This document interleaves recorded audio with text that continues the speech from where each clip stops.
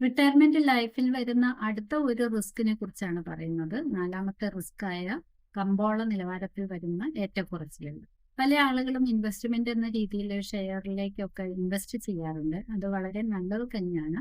പക്ഷെ ഏകദേശം നമ്മളുടെ ഒരു റിട്ടയർമെന്റ് ലൈഫിലേക്ക് എത്തുമ്പോഴത്തേക്കും ഒരു പക്ഷേ ആ ഒരു മാർക്കറ്റിൽ വരുന്ന ഏറ്റക്കുറച്ചിലുകൾ ചിലപ്പോൾ നമ്മളുടെ നിക്ഷേപത്തെ വളരെയധികം താഴ്ത്തിക്കളയാറുണ്ട്. ആ, ഒന്നല്ലെങ്കിൽ ആ റിട്ടയർമെന്റ് എത്തുന്ന ആ സമയത്ത്, അല്ലെങ്കിൽ അത് വന്നതിന് ശേഷം ആദ്യത്തെ ഒരു 1-2 വർഷം ഒക്കെ വരുന്ന സമയത്ത് അത് താഴ്ന്നു പോകുമ്പോൾ പിന്നെ നമുക്ക് കിട്ടുന്ന ആ ഒരു എമൗണ്ട് എന്ന് പറയുന്നത് വളരെ കുറവായിരിക്കും. അപ്പോൾ നമ്മുടെ റിട്ടയർമെന്റ് ലൈഫിനെ അത് വളരെയധികം ബാധിക്കുകയും ചെയ്യും. അപ്പോൾ നമ്മൾ ഇതിന് ഒരു പരിഹാരം എന്ന നിലയിൽ നമ്മൾ ചെയ്യേണ്ടത്, എപ്പോഴും നമ്മൾ അത്തരം ഇൻവെസ്റ്റ്മെന്റുകൾ നടത്തുമ്പോൾ അതിന് നമ്മൾ പല ഡൈവേഴ്സിഫിക്കേഷനും നടത്തുക. അതായത് ഒരു ഷെയറിലേക്ക് മാത്രം കൊടുക്കാതെ മ്യൂച്വൽ ഫണ്ട് അല്ലെങ്കിൽ ഡെറ്റ് ഫണ്ട് അങ്ങനെയുള്ള കുറച്ചുകൂടെ റിസ്ക് കുറഞ്ഞ ഫണ്ടിലേക്ക് കൂടെ അതിനെ അലോക്കേറ്റ് ചെയ്യുകയാണെങ്കിൽ നമുക്ക് വലിയ റിസ്ക് ഇല്ലാതെ എവിടെയെങ്കിലും ഒരിടത്ത് ഒരു കുറച്ചിൽ വന്നാലും മറ്റൊരിടത്ത് നമുക്ക് അതിൻ്റെ ഇത് ബാലൻസ് ചെയ്യാൻ പറ്റുന്ന രീതിയിലേക്ക് പോകാൻ സാധിക്കും. പിന്നെ ഇതിൽ ചെയ്യാൻ പറ്റുന്ന ഒരു കാര്യം എന്ന് പറഞ്ഞാൽ നമ്മൾ ഏജ് ബേസ്ഡ് ആയിട്ടുള്ള ഇൻവെസ്റ്റ്മെന്റുകൾ നടത്തുക. അതായത് ഇപ്പോൾ ചെറുപ്പക്കാർക്കൊക്കെ ആണെങ്കിൽ കുറച്ച് റിസ്ക് എടുക്കാം, കാരണം അവരുടെ മുന്നിൽ ഒരുപാട് വർഷങ്ങളുണ്ട്. അതുകൊണ്ട് തന്നെ അവർക്ക് കുറച്ച് റിസ്ക് കൂടിയ ഷെയർ മാർക്കറ്റിലേക്കൊക്കെ അവർക്ക് ഇൻവെസ്റ്റ് ചെയ്യാൻ സാധിക്കും. എന്നാൽ ഒരു ഓൾഡ് ഏജിലേക്ക് ഒരു 50 ഒക്കെ മേളിൽ വന്നിരിക്കുന്ന ഒരാൾ അത്തരം റിസ്ക് എടുക്കുമ്പോൾ അത് ചിലപ്പോൾ അവരുടെ റിട്ടയർമെന്റ് ലൈഫിന്റെ ഫണ്ടിനെ ബാധിക്കാനിടയുണ്ട്.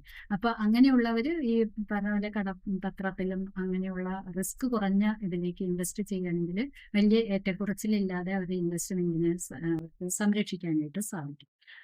മൂന്നാമത്തെ കാര്യം എന്ന് പറയുന്നത്, അതിൽ തന്നെ നമുക്ക് ചെയ്യാൻ പറ്റുന്ന ഒരു മൂന്നാമത്തെ കാര്യം, അതിന് എന്താ, ഒരു വൈകാരികമായിട്ടുള്ള തീരുമാനങ്ങൾ എടുക്കാതിരിക്കാൻ. ഇപ്പൊ ചില ആളുകളുണ്ട്, മാർക്കറ്റ് പെട്ടെന്ന് ഡൗൺ ആയി വേണ്ട ഓടിപ്പോയുള്ള ഇൻവെസ്റ്റ്മെന്റ് അല്ലെങ്കിൽ ഷെയർസ് എല്ലാം വിറ്റ് അപ്പോഴത്തേക്കും ഇനിയും കുറഞ്ഞു പോകുന്ന പേടിച്ചിട്ടൊക്കെ.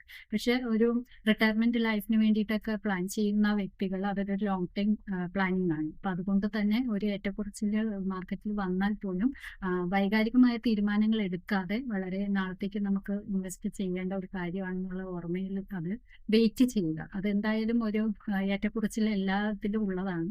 അപ്പോൾ ഒന്ന് താഴ്ന്നു കഴിഞ്ഞാൽ അതിനെ ഭയപ്പെടാതെ അതിനെ വെയിറ്റ് ചെയ്യുക. കുറച്ച് കഴിയുമ്പോൾ അത് ഉയർന്നു വരും.